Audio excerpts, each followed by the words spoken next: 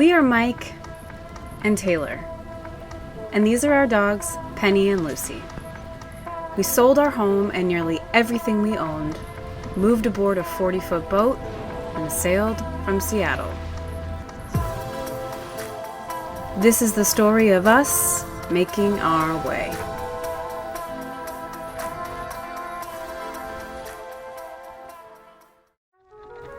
Welcome back, friends.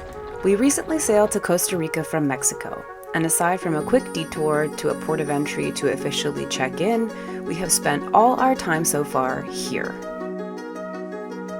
in the absolutely stunning and remote Santa Elena National Park, where we have been totally blown away by both nature's beauty and ferocity.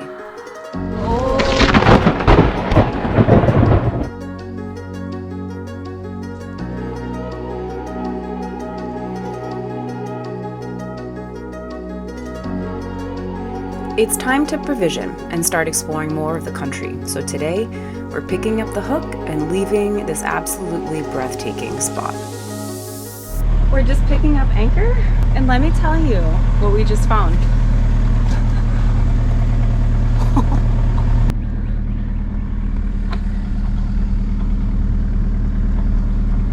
That's a big old beetle. Oh man, what do we do with you, dude? I imagine you fly. Oh, he just fell over. Oh no!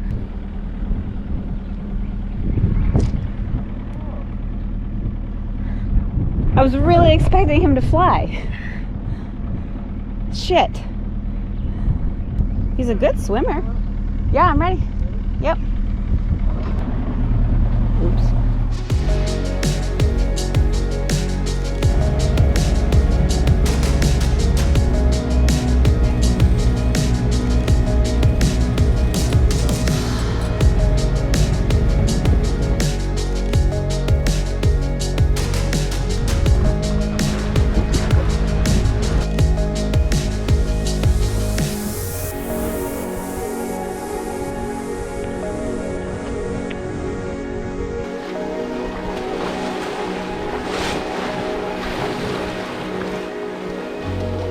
We are having a champagne sail so far. It's like 12 to 14 knots, just a good bit after the beam. Via's very happy. We're making like six and a half knots. That's just beautiful.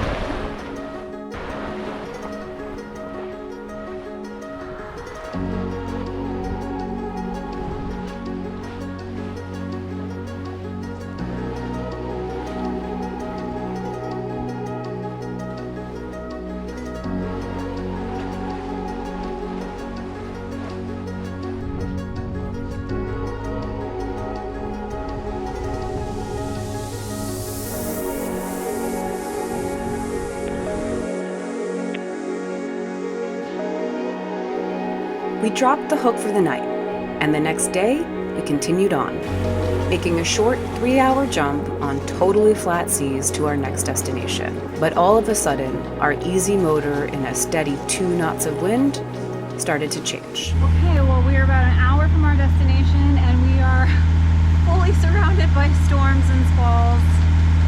I don't know. We've got this here. We've got this here. We've got that one back there. There's one way in the mountains in there. I'm really hoping that we can drop the hook before any of this hits, but I don't know.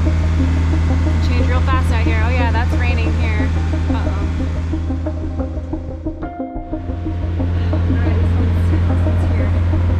The small rain cloud off our port started to build and build, becoming a full-on storm that was headed our way. Wow, really cold there, wow.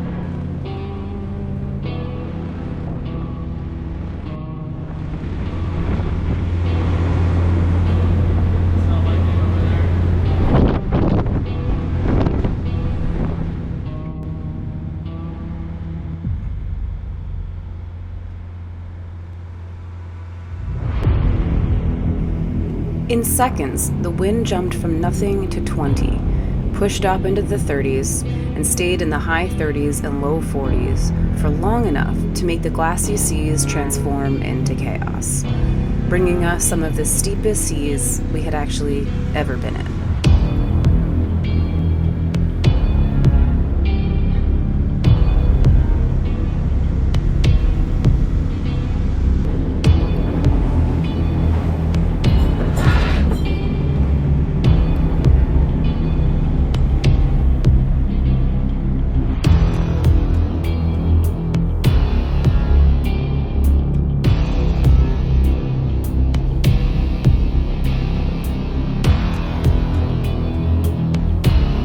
We started to get tossed, and with waves slamming into us for the first time in our nearly 3 years of sailing, we closed the companionway in case we took a large wave into the cockpit.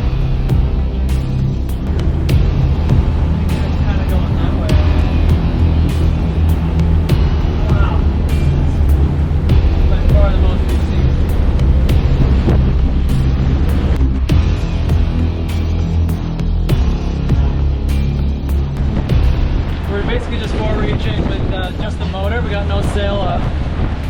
We're just kind of keeping the boat pretty close to the wind, a little off the waves.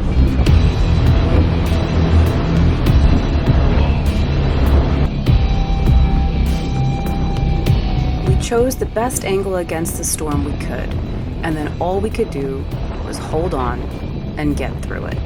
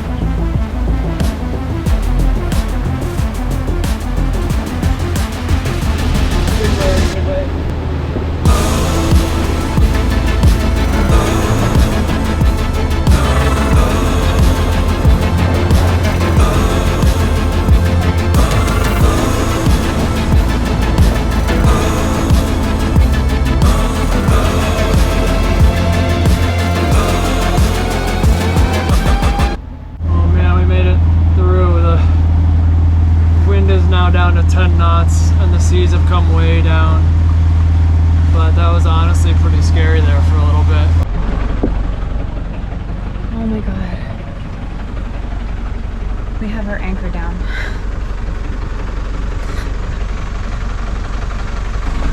The house is a mess. Everything went flying, and let the record show, everything was secured and everything went flying.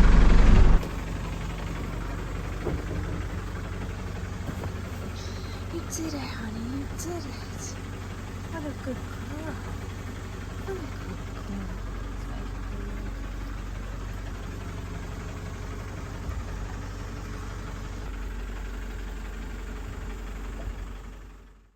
So I thought maybe I would do a little recap of our experience in the squall yesterday, which was pretty intense. It's definitely by far the worst conditions we've seen. And it was very unexpected. I mean, we were motoring along in 2 knots of wind, flat seas. We were about maybe 6 miles out from our intended destination, which was the closest safe harbor. And that would also be about 6 miles from like any shelter from land that we could have gotten. But all of a sudden, wind just picked up to 18 and then 24 and then was quickly over 30. And you know, we kind of figured it'd be the usual thing, it doesn't last very long. and we were just hoping that we would be able to, you know, make that last 6 miles to safe harbor and kind of get behind the shelter of land. But after a little bit, it kind of became clear that, like, as the seas started to build, we weren't able to hold that course anymore. So I started to turn downwind a little bit, and the seas just started to build and build and build. The winds got up over 35. They were kind of 35 to 40 for a while. I think the highest we saw was maybe 42. But the seas just built like fast and steep, like much steeper than, like shockingly steep and close together. And that was really the problem. There was some current out there, and that definitely might have played a factor. So I don't know. I mean, it got to the point where we had to make a decision on like what we were gonna do storm management wise, because it was starting to get pretty bad. And one option was just to kind of run off with the wind, which is what a lot of people do in squalls, and just kind of wait for it to pass. I was worried about doing that, number one, because we could kind of tell like that this was a big storm, like bigger than most squalls. It just had that feeling, and we had kind of been watching everything develop. I knew it was gonna last for a little while. Plus it was actually headed straight for another huge squall. But the main reason why we didn't want to do that was because we had about 5 to 8 miles of fetch given the wind direction from the land. And if we had run down, we would have been increasing that fetch. Plus it would have been much longer before we could have gotten behind any sort of shelter from land. And it would have been dark by that point.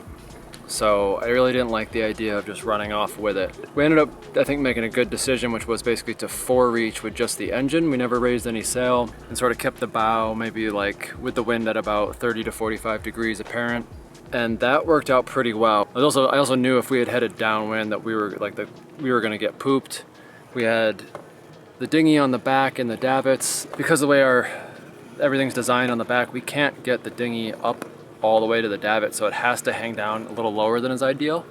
And I was worried that we were going to take a wave into the dinghy and it might just get ripped completely off the davits, take the davits with it, and you're always running the risk of like it's secured with a bunch of lines just keeping it from swinging, and so all that might get tied around the propeller or the rudder.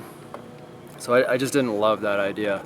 So forereaching was definitely the better move, and I'm happy we did that. One really good thing was the new autopilot was a champ, and Via in general was just a champ. The old autopilot would have really struggled with that. The only time that the autopilot struggled was at one point we came up over a really steep wave, and the rudder came completely out of the water. The propeller came completely out of the rudder. You heard the engine rev way up, and so at that point it lost all steerage and kind of freaked out for a second, but then carried on. But we were taking green water over the bow, across the bow.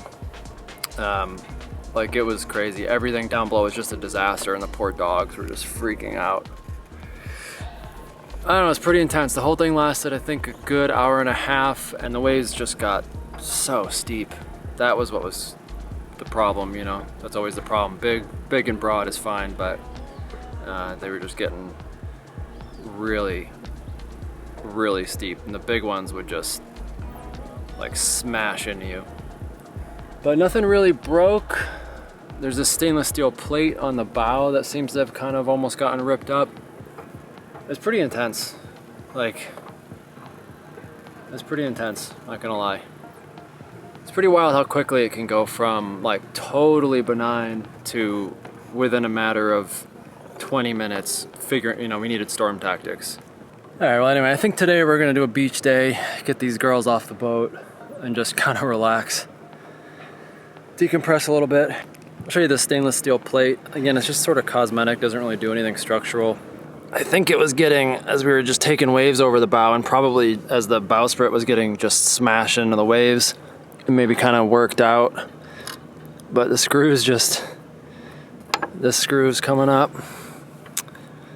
Pretty intense. I know a lot of people have been in a lot worse. But you get to that point where you start to think like, if this does get worse, we're gonna be in some trouble. So, makes you very thankful to have a strong boat, that's for sure.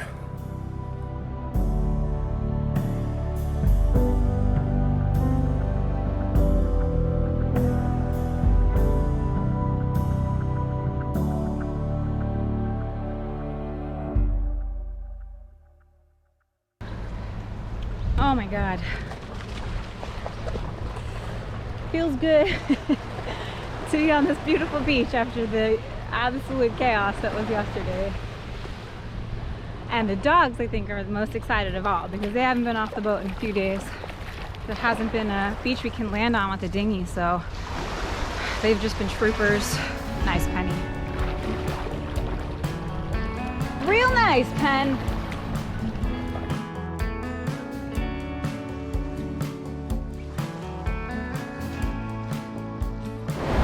So we are going to take a day and just chill and play. Much needed day of rest after that.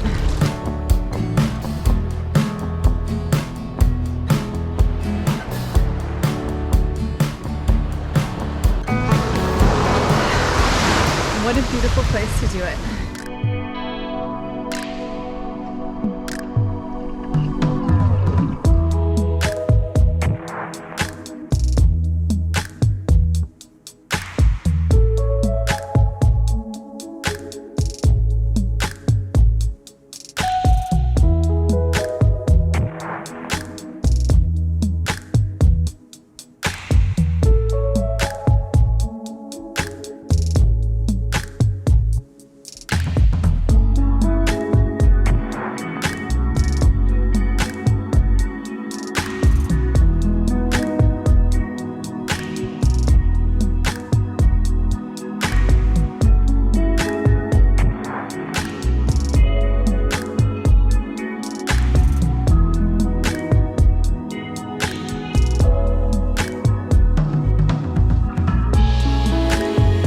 They say in cruising that the highs are high and the lows are low. And while we are certainly no strangers to this dramatic spread and experience, these extremes have seemed to get more pronounced here in Costa Rica.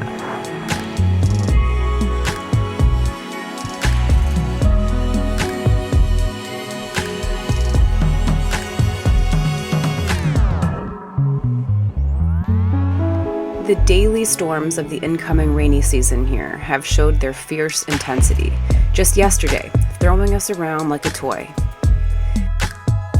And today, we played on a pristine beach with friends and get to swim in some of the clearest water we've seen since Baja.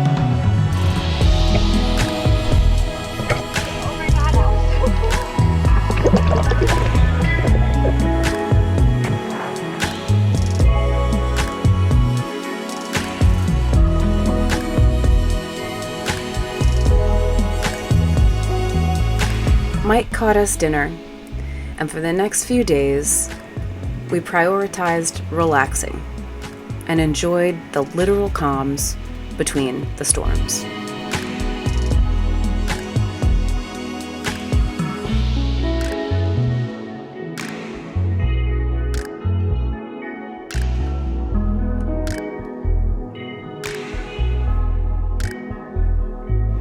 Thank you as always for watching.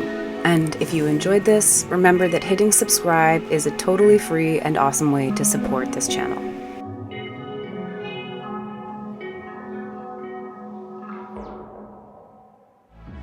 And join us next time as we enjoy more of Costa Rica's beautiful waters. Get an island all to ourselves. And Mike goes on a secret mission. Okay, the goods are in the bag. Goods are in the bag. What is the national anthem of Costa Rica, do we think? Pura vida. Here we go. Costa Rica. All right. All right, all right.